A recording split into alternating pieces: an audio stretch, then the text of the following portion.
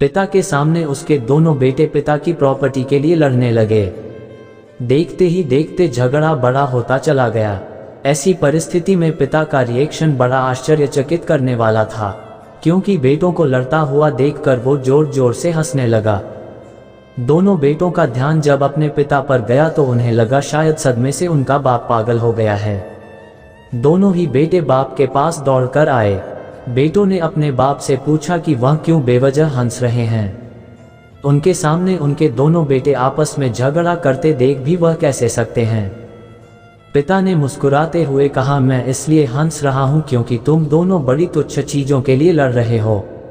मेरे पास तो यहाँ से भी कई ज्यादा कीमती प्रॉपर्टी अपने गांव में है। अगर तुम दोनों चाहो तो मैं तुम्हें वह प्रॉपर्टी दिखा सकता हूँ।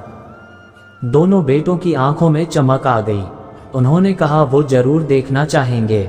अगले दिन बाप और दोनों बेटे कुछ सामान पैक करके गांव की बस में बैठकर अपने गांव के लिए निकल गए। गांव में पिता अपने दोनों बेटों को एक आलीशान हवेली की तरफ लेकर जाने लगा। वह जैसे जैसे उस हवेली के करीब पहुंचते गए तो उन्हें हवेली का असली रूप नजर आने लगा, जो अब खंडहर में तब्दील हो चुकी थी। हवेली के पास पहुंचकर बाप हवेली के बाहर बैठकर फूट फूट कर रोने लगा।